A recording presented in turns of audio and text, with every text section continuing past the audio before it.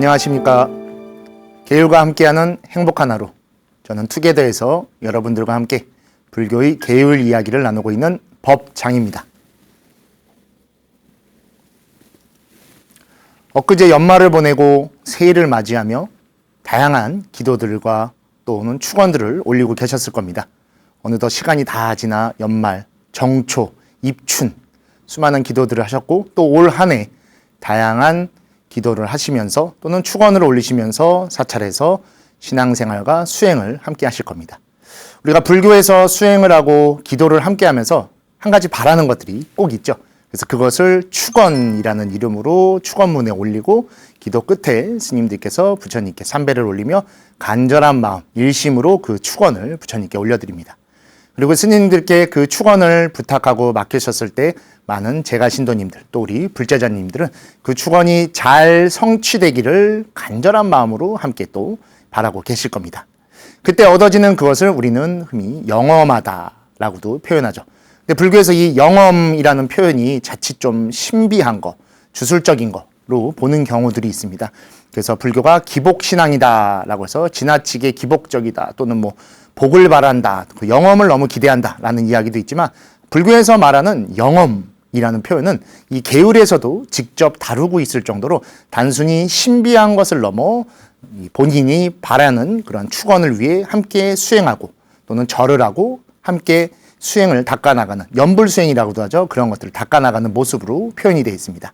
그래서 올해 이 투게더에서는 이 다양한 주제들을 준비해 드렸지만 그 중에서 먼저 우리가 기도를 할 때 얻어지는 그러한 소원의 바람의 성취 또는 서원의 이루어짐이라는 것의 영험을 어떻게 바라봐야 되는가에 대한 내용을 계율적으로 한번 보는 시간을 가지려고 합니다. 그래서 오늘 주제 바로 영원한 마음과 모습이라고 해서 영험하다라는 것이 상대적으로 바깥에 어떠한 특별한 형태로 나타나는 것만이 아니라 바로 내 내면, 내 마음 속에서 그것이 생겨나는 것이고 그 생겨남에 의해 내 모습에 그 영험함이 갖춰지고 있는 것이다 라는 것을 우리 계율에서 이야기하는 부분을 여러분께 소개해 드리려고 합니다.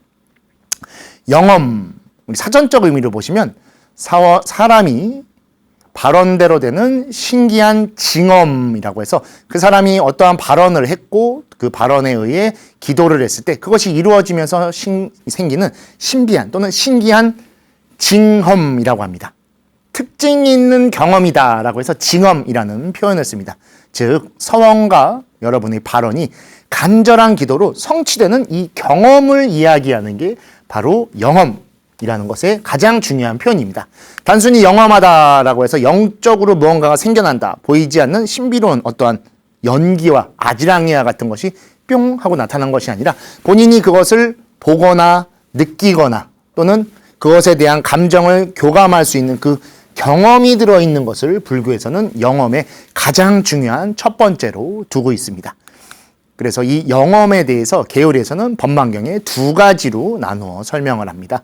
법망경의 제23경계와 41경계의 영험을 다른 표현으로 호상, 즉 좋은 모습이라는 의미로 이야기를 합니다. 영험이 나쁜 의미로 사용되는 경우는 거의 없습니다, 여러분. 그렇죠? 여러분들이 바라는 모습 또는 여러분들이 원하는 무언가가 이렇게 이루어지는 것을 영험하다라고도 표현하듯이 계율에서는 그것을 내가 원하는 모습, 좋아하는 모습이다라고 해서 호상이라고 표현을 하고 이 호상에 굉장히 특별한 의미를 부여하고 있습니다. 그래서 오늘 저희 투게더에서는 이 계율 속의 호상이라는 것이 어떻게 등장하고 있고 계율이라고 하는 반드시 해야 될 바를 하고 해서는 안 되는 것을 해나가는 하나의 수행의 규칙과도 같은 속에도 다소 특별한 이러한 영험한 체험, 경험을 표현하고 있다는 것을 소개해 드렸으면 해갖고 오늘 이 시간에 또 이 투게더의 또 다양한 이 내용과 또 여러분들이 지금 여러 기도들을 아마 올리셨고 하고 계실 텐데 그 속에서 체험하실 수 있는 영험이 어떻게 바라봐야 되는가에 대한 것을 생각하는 시간을 가지려고 합니다.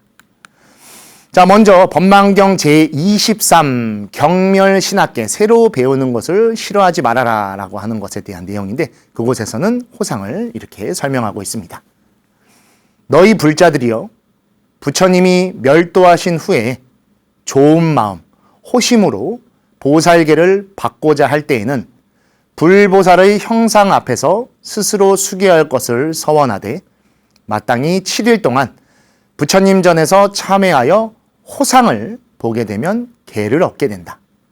만약 호상을 보지 못했다면, 얻지 못했다면 14일, 21일 내지 1년에 이르더라도 호상을 얻어야 한다. 호상을 보았다면 불보살의 형상 앞에서 수계를 얻은 것이다. 만약 호상을 보지 못했다면 비록 불상 앞에서 수계를 했더라도 계를 얻은 것이 아니다. 라고 해서 이 호상에 대한 굉장히 특별한 역할을 부여하고 있습니다. 잠깐 내용 보시면은 호상에 앞서 호심이라고 하는 것을 강조하고 있는 것을 볼 수 있습니다. 단순히 영험한 거, 호상을 보기 위해서 그것이 나타나주기만을 그냥 하염없이 기다리는 것이 절대로 아닙니다. 먼저 그것을 간절히 바라는 내 마음, 즉 서원이 되겠죠. 그것을 마음속에 확실하게 정립하고 그것을 토대로 어떠한 기도나 수행, 행을 닦아 나갈 때 그것이 실현될 수 있다는 기본 조건으로 호심을 두고 있는 겁니다. 그래서 이 불보살님 앞에서 수계를 서원할 적에도 불상 앞에서 우리가 기도를 하죠. 마땅히 반드시 호심을 갖고 호상을 볼 때까지 계를 해야 되고 그리고 그 호상을 본다라고 하면은 계를 얻게 된다라고 표현합니다. 즉 수계가 이렇게 완성된다라고 표현합니다. 근데 왜 수계입니까? 라고 하는데 부처님 제자가 됐다라는 표현인 것이죠. 단순히 계를 받다라는 표현도 있지만 이로 인해서 부처님의 제자가 돼서 승가의 일원으로서 함께할 수 있는 조건이 바로 이 호상을 통해 이루어진다라는 겁니다. 근데 만에 하나 그렇게 기도를 했는데도 호상을 보지 못했다라고 하면 재밌는 표현이 나오죠. 14일, 21일, 1일 내지 1년. 제가 좋아하는 표현인데 될 때까지, 볼 때까지 해야 된다는 얘기입니다. 단순히 좀 며칠 했다고 해서 안 해서 나는 안 되겠다, 말아야겠다. 또는 왜 나한테는 안 보여지지? 그리고 원망하거나 탓하는 것이 아닌 볼 수 있을 때까지 그리고 나타날 때까지 끊임없이 이것을 이어가야 된다는 것이죠. 그렇게 해서 호상을 보게 된다라고 하면 바로 올바른 수계를 한 것이고 그렇지만 호상을 못 봤다고 하면은 수계를 따르게 그냥 못 봤으니까 그냥 한 걸로 치자라고도 할 수 있지만 절대로 그래서는 안 된다는 겁니다. 그렇게 해서 만약에 모지 못했다고 하면 설령 수계를 했더라도 바르게 계를 얻은 것이 아니다라고 이야기할 정도로 이 호상에 대해 굉장히 중요하게 설명을 하고 있습니다. 자, 다음 보실 내용은 이 호상을 좀 더 섬세하게 설명하고 있습니다.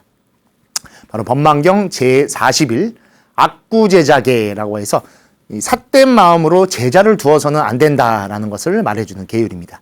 내용 같이 보시면 너희 불자들이여 만약 수계자가 10중계를 범한 적이 있다면 화상과 아사리는 마땅히 참회하는 법을 가르쳐야 한다. 불보살의 형상 앞에서 밤낮으로 6번 10중 48경계를 독송해야 한다. 3세의 천분의 부처님에게 예불을 드려 호상을 보아야 하는데 7일, 14일, 21일 내지 1년에 이르더라도 반드시 호상을 보아야 한다. 호상이라는 것은 부처님이 오셔서 이마를 만져주시거나 빛을 보거나 꽃을 보는 등의 다양하고 기이한 모습으로 호상을 보면 죄가 소멸된다. 만약 호상을 보지 못했다면 비록 참회를 하였어도 어떠한 이익도 없고 이 사람은 현생의 몸으로는 계를 받을 수 없다라고 해서 이 호상에 대해 좀 더 다양하고 섬세한 설명을 하고 있습니다. 내용 잠깐 보시면 계를 범한 적이 있다면 마땅히 우선 참회해야 되는 것을 알려줘야 된다는 것입니다. 아까 우리 호심이 먼저 등장했죠. 그와 마찬가지로 좋은 모습을 기대하는데 좋은 삶을 살고 있지 않다라고 하면 당연히 좋은 모습은 나타날 수 없는 겁니다. 그래서 여러분들 축원이나 서원이 중요합니다라고 말씀드리는 건 그 서원과 축원에는 대부분이 다 여러분들 가족 건강 또는 가족이 하는 어떤 일이 잘 되기를 바라고 또는 이웃과 화합하고 모든 이들이 안락하게 살아가는 것을 축원하죠. 즉 그 축원에는 항상 좋은 마음과 좋은 글귀가 들어 있습니다. 그렇기 때문에 그 축원이 성취되는 영험한 힘은 우리를 올바른 방향으로 이끌어주는 것이죠. 그래서 만약 하나 그런 것들을 가지기 전에 내 지난 날의 과오나 또는 어려움들을 반성하야겠다라는 또는 좋은 모습으로 바꿔야 되겠다라는 생각이 있으면 우선 참회를 해야 된다라고 이야기를 하는 겁니다. 그리고 그 참회의 방법으로는 밤낮으로 6번 주야 육시라고도 표현하죠. 법망경에 나와 있는 10중 48경계를 독송해야 된다. 이게 왜 그러냐면 계율은 우리가 첫 시간부터도 말씀드렸지만 살아가면서 마땅히 해야 할 것과 해서는 안 되는 것을 알려주는 겁니다. 그래서 지금까지는 해야 할 것들을 하지 않고 해서는 안 되는 것들을 모르는 상태에서 했었다면 그것들을 참회를 통해 거듭 확인하고 앞으로의 삶, 지금 이것을 알아서 다가올 내일, 다음 시간에는 그것들을 하지 않게끔 해나가는 게 중요하다는 겁니다. 그렇게 해서 좋은 원인을 쌓으면 선인 락과 악인 고가에 의해 우리에게 좋은 모습들이 점차 생겨날 것입니다. 그리고 그 좋은 모습이 우리가 그토록 바라는 기도 성취 또는 영험, 호상이 될 것이기 때문입니다. 그래서 3세의 천분의 부처님에게 예불을 드려 항상 존중하는 마음으로 예를 드려 호상을 봐야 한다. 그래서 반드시 호상을 봐야 한다라고 쓰여 있죠. 반드시라는 표현과 같이 그것이 이루어지지 않으면 안 된다는 겁니다. 내가 그래서 그것을 될 때까지 끊임없이 닦아 나가야 된다는 것이죠. 그러면 그 호상이란 무엇입니까? 라고 궁극적인 근본적인 질문을 하실 수 있어 여기에 이렇게 나옵니다. 부처님이 오셔서 이마를 만져주시거나 그리고 마정이라고 해서 마정수기라고 표현하죠. 은이 그만큼 이 영험에는 수기가 따라옵니다. 수기라고 하는 것은 약속입니다. 다음 생에 부처가 될 것이다 라는 이야기가 전해지듯이 이 마정수기의 이야기가 있고 빛을 보거나 즉 광명이 내려오는 것이죠. 꽃을 보는 등 다양하고 기이한 모습으로 호상을 보면 그렇게 해서 참회가 이루어져 죄가 소멸된다라고 이야기합니다. 여러분, 기도 중간에 잠시라도 법당 밖이나 주변을 살펴보시면 여러분 곁에 항상 빛이 있었을 것입니다. 즉 호상이라 함은 우리 곁에 언제나 그렇게 항상 있었던 것이지만 너무나 당연하게 있었기 때문에 우리가 어쩌면 놓치고 있었던 것일지도 모릅니다. 그리고 꽃을 보는 등 봄이 다가왔습니다. 봄이 오면 맨 처음 우리가 생각하는 이미지가 뭐죠? 꽃이 피면서 온 대지를 환하게 밝히는 모습입니다. 그래서 오늘 이 시점에 저희가 투게더에서 호상을 말씀드리는 것도 자연이 우리를 위해 꽃을 피우고 푸른 잎사귀를 열어주며 온갖 새가 울고 하늘이 파랗게 변해가며 따스한 광명의 빛이 우리를 비춰주는 이 봄에서 여름을 넘어가는 이 시기에 우리 주변에 그렇게 항상 호상이 있고 그토록 우리가 갖고 싶은 영험한 모습이라는 것이 언제나 그렇게 존재했었다는 것. 다만 우리가 그 주변을 너무 바쁘게 살고 급하게 가다 보니 놓치고 있었다는 것을 꼭 알려드리고 싶어서 이 오늘 내용을 준비한 것이기도 합니다. 그래서 호상을 보지 못했다면 여기도 끝에도 똑같은 내용이죠. 비록 참회를 했어도 어떠한 이익도 없고 이 사람은 금생의 몸으로는 계를 받을 수 없다라고 해서 우리가 놓쳤던 것들을 끊임없이 놓친다라고 하면 그 삶은 계속 그렇게 아무것도 얻지 못한 채 놓친 삶이 될 것이기 때문입니다. 우리에게 가장 영험한 것들은 항상 우리 주변에 연기와 같이 인연으로서 존재하고 있습니다. 내 곁에 있는 가족이 오늘 함께 있다는 기적적인 모습, 내 좋아하고 사랑하는 인연들과 오늘 하루 즐겁게 미소 짓고 행복한 이야기를 나눈다는 이러한 찬란한 모습, 이것보다 더 뛰어난 영험한 것은 없기 때문이죠. 영험한 것은 굉장히 특별한 것을 원하는 겁니다. 근데 우리의 삶을 되돌아봤을 때 그 특별한 순간이 몇 번이나 있었을까요? 몇 번 되지 않는 그 특별함만을 추구하면서 더 많이 살아야 될 평범한 그 날을 놓치고 산다라고 하면 우리는 살아가면서 얻지 못할 것들이 훨씬 많을 겁니다. 하지만 시점을 바꿔 오히려 더 일상적이고 평범하게 우리가 오늘 하루를 가족들과 사랑하는 사람들과 인연들과 함께 보낸다라고 하는 걸 명확하게 안다라고 하면 굉장히 기적적인 완벽한 하루가 되지 않을까 싶습니다. 또한 오늘 하루 날씨가 나를 반기고 있고 그 날씨 속에서 내가 그것을 느끼면서 살아간다고 하면 이 지구의 모든 것들이 나에게 얼마나 은혜로운 것들을 베풀고 자비광명이 함께하고 있는가를 몸소 느낄 수 있기 때문인 것이죠. 자, 앞에 보셨던 제23 경멸 신학계에서의 이 호심과 호상의 내용을 보면 다음과 같습니다. 처음에 좋은 마음을 낸 호심이 이루어졌을 때 호상이 나타나게 됩니다. 그리고 이때 얻어지는 것이 바로 불교에서 가장 중요한 발보리심, 신심을 얻게 되는 것이죠. 신심이 없는 상태에서 기도를 하는 건 이거야말로 진정한 기복입니다. 그냥 단순히 아무것도 하지 않고 가진 재물이나 또는 돈을 내므로써 그냥 나에게 없던 것들이 생겨나길 바라는 것은 기복입니다. 하지만 불교의 기복, 영험함은 그런 것이 아닙니다. 신심을 토대로 그것을 할 수 있다, 이루어질 것이다라는 간절한 마음이 전해지는 것이죠. 즉 호상은 마음의 약속입니다. 이미 내 마음속에 그 약속을 했기 때문에 약속을 지키기 위해 매일같이 기도하러 사찰에 가시는 것이고 또는 집에서 그러한 것들을 하지 않기 위해 노력하시는 거죠. 보이지 않는 마음입니다. 마음은 언제든지 바뀌지만 이 굳은 약속을 한 신심이 하나 있을 때 우리가 말뚝신심이라고도 표현하지, 그게 굳게 팍 박혀 있을 때 우리의 삶의 방향을 정해줄 것이고 우리가 하는 행동, 말, 생각, 신구일을 바른 방향으로 이끌어주기 때문입니다. 그래서 보이지 않는 마음에 대한 굳은 믿음을 심어주는 것이죠.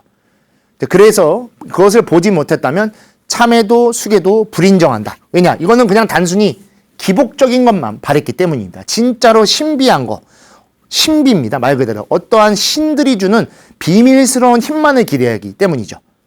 불교는 그런 신비함을 기다는 것이 아니라 연기적으로 나와 모든 존재들이 이어져 있다라는 것을 연기적으로 명확하게 알고 그 인연들과 하루하루를 올바르게 살아가는 것이 더 중요하기 때문입니다. 그래서 불교에서 보는 영험, 호상이라고 하는 것은 가벼이 해서도 안 되고 가볍게 봐서도 안 되는 굉장히 중요한 성취의 기본 토대인 것이고, 어쩌면 우리가 지금 이 순간에도 기도하고 있고 무언가를 바라고 있는 모습의 가장 갖춰진 모습이 이 호심과 호상 속에 들어있지 않을까 싶습니다. 다음으로 제41 악구 제자기에서 말하는 호상은 호상을 보게 되면 그 자체가 참회가 이루어졌다는 것입니다. 그래서 그렇게 해서 얻어지는 것이 바로 수계라는 것이죠. 즉 참회를 한다는 건 수계를 하겠다라는 것이 전제되어 있는 겁니다. 계를 받아 부처님의 제자가 되고 싶다라는 마음, 즉 발심을 했기 때문에 좋은 마음인 것이죠. 그 마음이 자연스럽게 호상과 이어지는 것이고 그게 참회로 갖춰지게 되는 겁니다. 그래서 간절히 꼭 이루겠다는 서원이 받쳐지는 것이 참회인 것이고, 이것이 이루어졌을 때 바로 죄와 번뇌가 소멸되는 것이죠. 어쩌면 우리에게 불교에서 가장 영험한 것은 어떤 모습이 나타난 거나 무언가 번호를 알려줘서 로또를 1등하거나 그런 것이 아니죠. 우리가 항상 축원 때마다 이야기하는 업장 소멸, 그리고 악업을 없애어 내가 다음 생에 극락왕생을 하거나 또는 먼저 보내드린 우리 조상님들이 극락왕생하기를 바라고, 또는 여러분들이 지금도 축원하듯이 여러분의 가족들 또는 자식분들, 손주분들이 하고자 하는 일이 잘 이루어지고 아픈 곳 하나 없이 잘 살아줬으면 하는 그 마음이 바로 죄와 번뇌를 소멸시켜 주는 것입니다. 그리고 일생에 거쳐 수많은 시간을 저해서 기도를 하셨을 겁니다. 바로 그 이유도 간절한 마음으로 될 때까지 하기 때문입니다. 어떤 목표를 정해서 이때까지만 하면 무조건 이루어지겠지 라는 생각을 절대로 가지시면 안 됩니다. 기도라고 하는 것은 언제 이루어질지 모르고 언제 다가올지 모르고 언제 영험하게 보여질지 모릅니다. 그것들을 하염없이 기다리는 것이 아니라 내 행동으로, 내 수행으로, 내 기도로 계속 해나갈 때 보여지게 됩니다. 우리 밖에서도 준비된 사람만이 그것을 얻을 수 있다라는 말이 있듯이 간절한 마음으로 매일같이 기도하고 수행 생활을 해나간다라고 하면 언젠가 반드시 이루어집니다. 왜냐하면 그 때가 반드시 오기 때문이고, 그것을 불교에서는 시절인연이라고 해서 그 인연이라고 하는 때가 그 시절에 맞게끔 온다라는 것을 이야기하고 있는 것입니다. 그렇기 때문에 단순히 한 며칠하고 100일 정도 해서 왜 안 되지? 내 기도가 부족한가? 라는 아쉬움을 갖거나 탓하지 마십시오. 아직 그 때가 오지 않은 것 뿐입니다.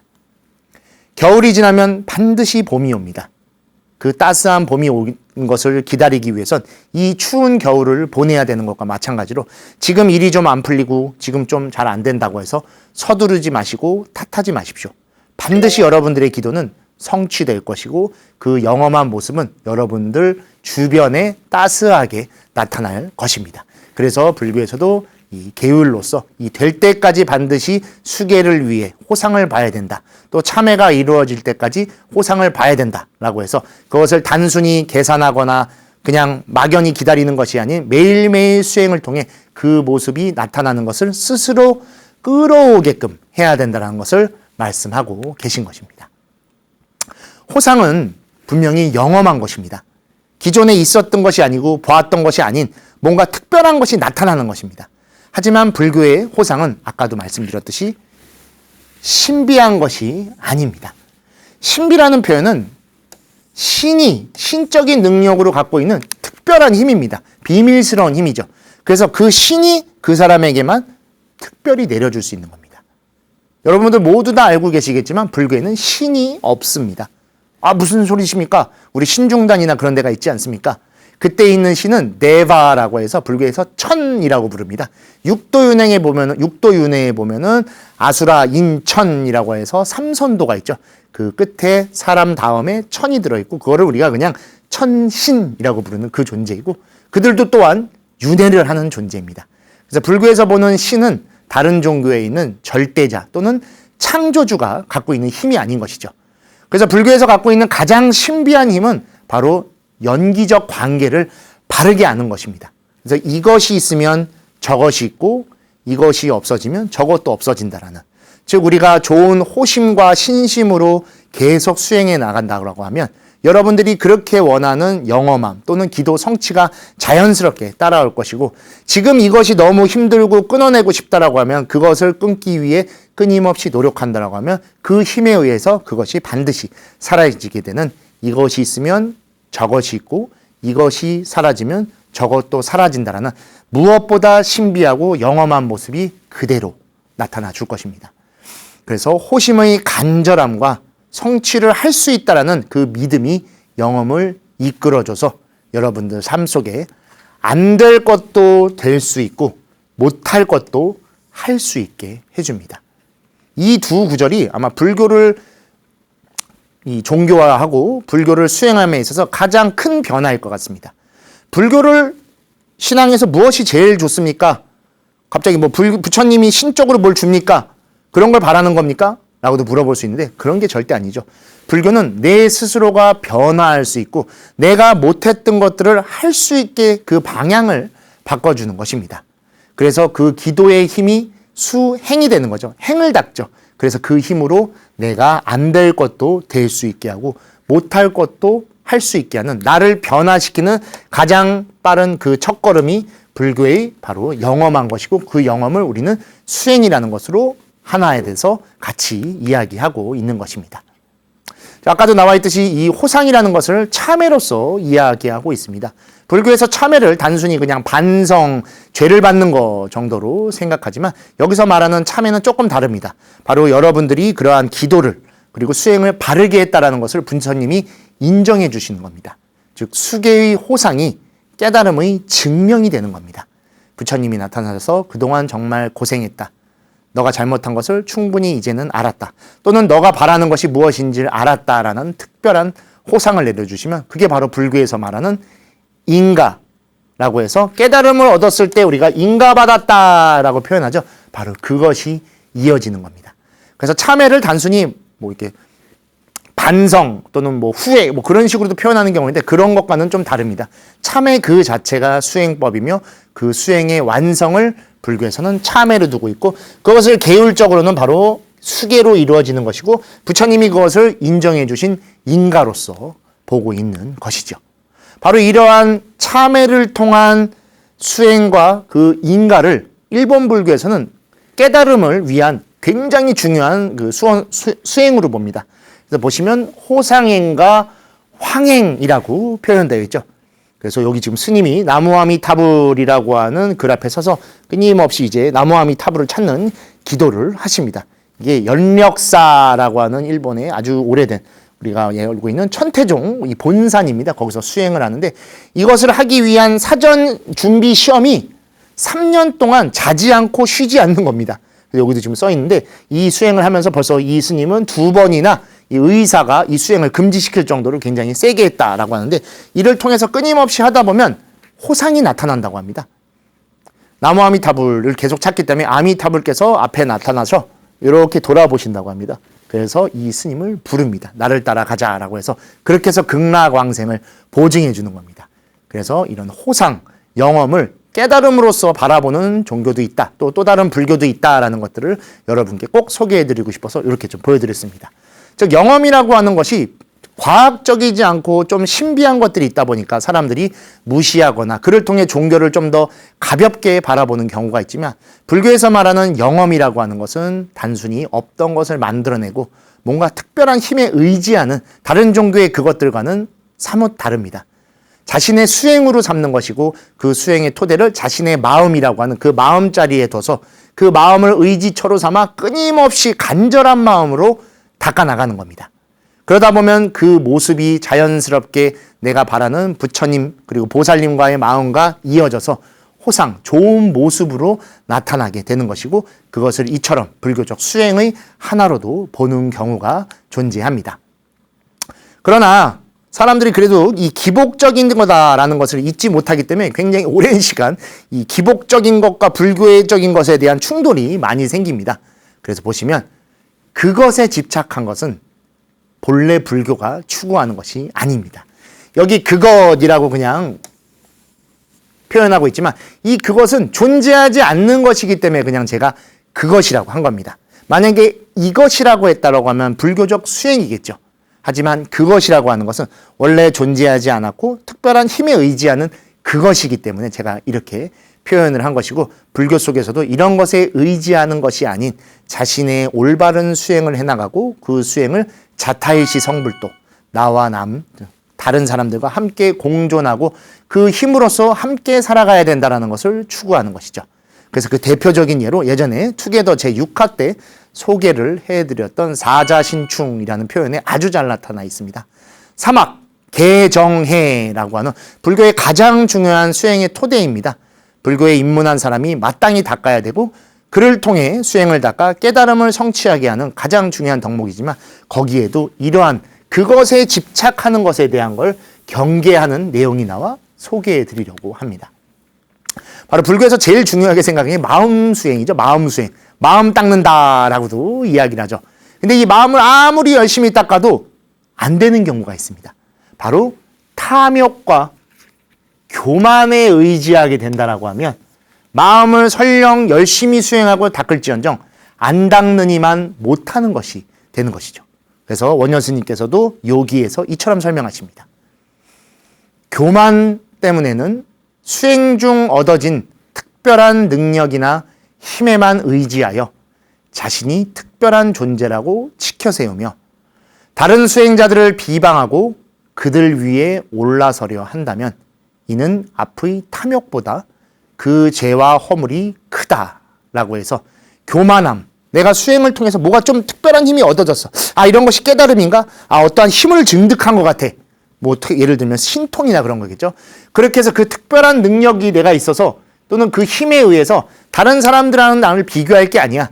저 사람은 아직 그런 힘도 없어. 나만이 더 특별하고 내가 이런 걸 갖고 있기 때문에 나를 존경하고 나를 따라야 된다 라고 한다는 그 자체가 바로 올바르지 않는 것이고 여기도 나와 있듯이 다른 수행자를 비방하고 그들 위에 올라서려 한다면 그게 어떠한 좀 권력이나 명예와 같은 거라고 생각한다고 하면 단순히 탐욕을 갖는 것보다 그 죄와 허물이 훨씬 크다라고 해서 수행 중에 얻어지는 특별한 것까지도 특별하게 둬서는 안 된다라는 겁니다.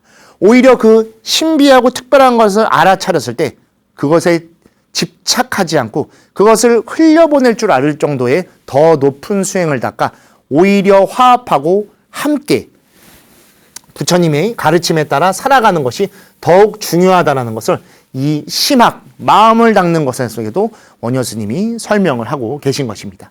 하지만 수행을 하다 보면 얻어지는 것이 반드시 있습니다. 그리고 그것은 우리가 쉽게 놓칠 수가 없습니다. 아주 특별하거든요.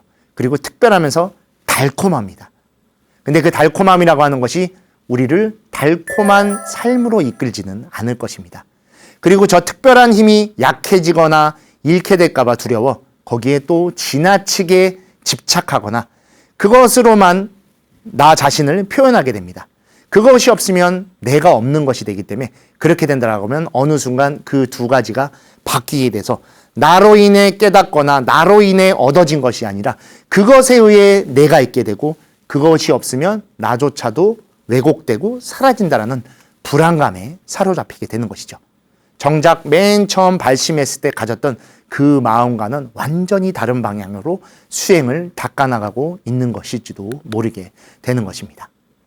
즉 호상은 방편으로 삼으셔야 됩니다. 이런 것을 얻고 있으면 수행의 한 고비가 나에게 잘 다가왔구나. 그리고 이 수행을 통해 이러한 것이 잘 얻어졌구나. 내가 잘 나아가고 있구나라고 그냥 생각하는 방편으로 끝낸다라고 하면 어떤 문제도 되지 않습니다. 하지만 그것을 집착하고 그것이 나를 대변한 것이 되는 것이라면 절대로 안 됩니다.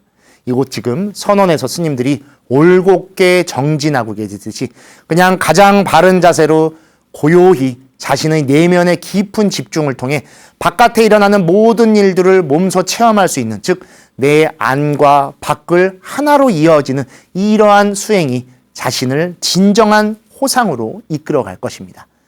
간절한 서원에 호심을 내서 굳은 신심으로서 불교에 들어와 입문해서 바른 수행을 닦을 때 참다운 깨달음에 다가갈 수 있을 것입니다. 무언가가 생겨나고 무언가가 얻어지는 깨달음이라고 하면 그것은 어쩌면 깨달음이 아닐지도 모릅니다. 그래서 불교에서의 깨달음을 안욕따라 삼맥삼보리 무상정등각이라고 하듯이 깨달음은 그냥 깨달음이어야 됩니다. 어떤 깊은 선정산매의 단계에 들어가거나 특별한 힘을 보여줄 수 있게 하거나 그런 것이 아닌 그냥 깨달은 그 자체로 지금 이 삶을 또 살아가고 그 삶 속에서 나의 곁에 있는 인연들과 내가 여실하게 오늘을 살아가고 있다는 것을 아는 것이 어쩌면 가장 특별하고 가장 영험하며 우리가 그토록 바라는 신비한 체험일지도 모릅니다. 오늘 하루 바르게 내가 불어오는 바람을 느끼고 바깥의 날씨를 보며 밝은 햇살을 맞이할 수 있다고 하면 우리는 살아있는 것입니다. 살아있기 때문에 모든 것을 할 수 있고 살아가고 있기 때문에 그 삶 속에서 수많은 것들을 쌓아갈 수 있는 것이죠. 그래서 법망경에서도 호상이라고 하는 것을 그 이후에 특별한 힘으로서 두지 않고 딱 수계까지만 잘라서 이야기를 하고 있는 것입니다. 단순히 수계를 하기 위해서 여러 가지 것들을 복합적으로 닦기도 하고 또는 알아가기도 하고 받기도 하지만 이 호상도 그 중에 하나에 지나지 않습니다. 굉장히 특별한 힘이고 굉장히 우리에게 어떻게 보면 잊을 수 없는 경험으로 되겠지만 그것을 그냥 경전에서도 딱 잘라서 여기까지만 표현하는 이유가 여기에 집착하게 되고 여기에 우리가 더 많은 것들을 기대할 수밖에 없기 때문에 그런 것들을 해서는 안 된다는 것을 말하고 있고 우리 투게더 맨 첫 시간에 그래서 계율이 무엇 때문에 중요합니까? 라고 얘기했을 때 바로 이 보살 영락 본업경을 내용을 말씀드렸었습니다. 처음 삼보이 바다에 들어감에 있어 믿음이 근본이 되고 불가에 머무르게 됨에 있어 개가 근본이 된다라고 했었습니다. 누구든지 부처님을 알고 싶고 부처님의 가르침을 따르고 싶으면 처음에는 믿음을 그 근본으로 삼으면 됩니다. 믿음은 바로 신이지요. 즉 아까 나왔던 바로 신심과 같은 겁니다. 그 다음에 불가에 머무르기 위해서, 즉 부처님의 제자, 불자제가 되기 위해서는 계를 근본으로 하면 된다. 근데 이 계를 받기 위해서 아까 과정이 있었죠. 호심을 통해 참회를 하고 그 참회가 이루어지면 바로 수계가 되는 것이다 라고 이야기하듯이 첫 시간에 말했던 내용들이 쭉 이어져와 바로 기도의 영험이라는 부분까지도 이어지게 되는 겁니다. 단순히 보이지 않는 것을 보여지게 하고 얻을 수 없었던 것들을 얻게 하는 그 힘은 신비한 것이 아닙니다. 맨 처음 기대했던 것도 여러분의 마음이었고 그것들을 기대하며 매일같이 수행 정진하고 기도를 하셨던 것도 바로 여러분이었었습니다. 호상 또는 영험의 가장 기본이 되는 건 바로 여러분이 지금 닦고 계신 이 행 속에 이미 들어 있었고 우리는 지금도 그 행을 닦는 수행을 이어가고 계신 겁니다. 그래서 하루하루 그런 것들을 해 나가고 그것들이 켜켜이 쌓이면 그 행이 우리를 바른 방향으로 이끌어 갈 것입니다. 제가 투게더에서도 소개했듯이 부처님께서도 태어남에 의해서 또는 특별한 것에 의해서 삶을 규정해서 안 된다라는 숫다니파타의 내용을 말씀드렸었습니다.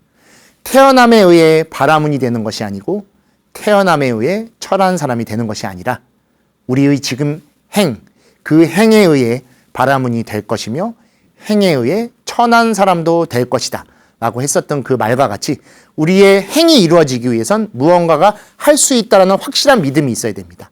단순히 어떠한 것에 대한 기대도 없이 발길을 옮기거나 하지 않을 겁니다. 무언가를 할 때는 그것을 내가 확실히 할 수 있다는 강력한 그리고 확실한 믿음을 갖고 있는 것이죠. 그래서 그 믿음을 통해 우리는 움직일 것이고 그 움직인 그 한 걸음이 우리를 원하는 길로 올려서게 할 것입니다. 그리고 그 길 위에서 우리는 그동안 보지 못했고 경험하지 못했던 것들을 보게 될 것입니다. 그것이 바로 우리에게 가장 특별한 영험, 즉 우리의 선에 의해서 생겨난 징험, 특징과 경험이 돼서 우리에게 좋은 모습을 보이게 될 겁니다. 우리가 바라는 어쩌면 가장 영험한 것은 말 그대로 호상이라는 표현과 같이 좋은 모습을 갖고 싶은 좋은 모습을 갖고 싶은 것일지 모릅니다. 우리는 항상 좋은 것을 보고 좋은 인연을 쌓고 좋은 삶을 살고 싶어 합니다. 그 모습이 갖춰지기 때문에 호상인 것이고 그것을 갖게 하기 위해서 영험을 바라는 것입니다. 즉 그것의 토대는 단순히 신에 의한 신비한 힘이 아닌 우리의 마음과 행동이 우리를 바르게 이끌어주는 것이라는 걸 반드시 알아주셨으면 좋겠습니다. 그래서 부처님께서도 다음과 같이 또 말씀을 하십니다. 믿음과 행동을 바로 자신이 이끌어 진정한 호상을 스스로 내 눈앞에 펼쳐야 되는 겁니다. 담마바다에 보시면 이런 내용이 나오죠. 자신을 구하는 것은 자기 자신이다. 다른 누가 구해줄 수 있겠는가? 자신을 바르게 제어할 때 비로소 사람은 얻기 어려운 구원자를 얻는다. 제가 계속 거듭해서 말씀드렸듯이 신비한 힘은 신에 의해 생기는 것이 아닌 바로 여러분 자신에 의해서 여러분 자신이 바른 행동으로 스스로를 닦아나가는 참회와 수행을 해주신다면 그토록 찾고 싶었고 그토록 만나고 싶었던 정말 얻기 어려운 구원자를 얻게 됩니다. 그리고 그 구원자는 바로 여러분 자신이었음을 알 것이고 또한 옆에서 여러분들을 함께 해주신 인연이었다라는 것. 어느 순간 되돌아보니 내가 그 인연들 품속에 함께 있었고 그들과 함께 영기적 삶을 살아가고 있었다는 것을 뼈저리게 느끼고 참다운 영험을 알게 될 것이고 느끼게 될 것입니다. 여러분 스스로를 잘 바라봐 주셔야 됩니다. 그래서 아까 법망경에서도 참회를 해야 된다, 될 때까지 해야 된다라는 것은 나 자신을 놓친 상태에서 다른 것을 추구할 수 없고 그것을 얻으려고 할지언정 그것을 얻게 되는 것도 바로 여러분 자신, 나 자신이기 때문입니다. 나를 내려놓은 상태, 놓친 상태에서는 어떤 것도 얻을 수가 없습니다. 어쩌면 우리가 가장 바라는 것은 우리 자신의 호상일지 모릅니다. 그리고 우리 자신의 영험일지 모릅니다. 그것이 축원을 통해 다른 사람에게 전달되고 있지만 그 축원을 올리고 기도를 하고 있는 것도 바로 우리 자신이기 때문입니다. 스스로를 잘 돌봐주십시오. 여러분이 바른 모습으로 바른 삶을 살고 있다면 그 삶이 우리를 바른 방향으로 이끌 것이며 바른 기도 성취를 갖게 해줄 겁니다. 근데 그러한 삶을 살지 않고 그러한 행동을 하지 않으면서 그것을 원하기만 한다면 정말 존재하지 않는 그것에 지나지 않을 것입니다.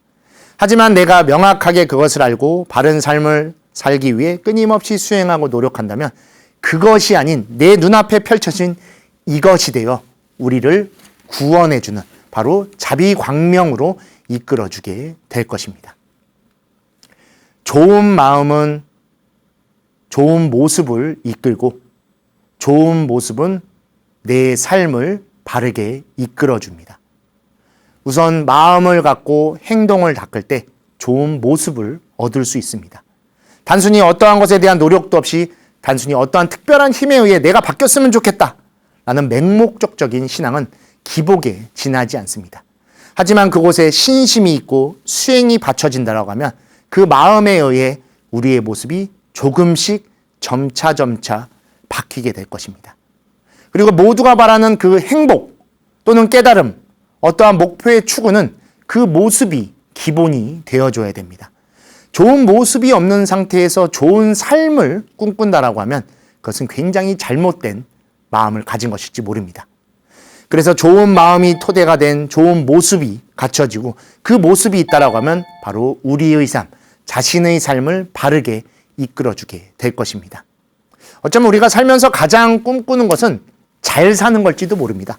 행복하게 산다라고도 표현하지만 잘 살았으면 좋겠다라고 할 때 그 잘이라고 하는 것은 좋은 것입니다. 그렇다면 좋은 것이 무엇인지에 대한 근본적인 질문을 먼저 해야 됩니다. 특별한 무언가, 경험할 수 없는 어떠한 특징적인 경험을 갖는 것이 아니라 아까도 말씀드렸듯이 놓칠 수 있는 일상의 수많은 시간 속에 오히려 그 긴 시간 속에 내 주변의 인연들과 내가 오늘 하루도 그렇게 잘 살아가고 있다는 것을 알 때 바로 진짜 원하는 잘 사는 삶을 살게 될지도 모릅니다. 계율을 받고 수계를 하는 첫째 이유는 해야 할 것을 명확하게 알고 해서는 안 되는 것을 하지 않기 위한 노력입니다. 그리고 계를 받는다는 건 그냥 쉽게 받아지지 않습니다.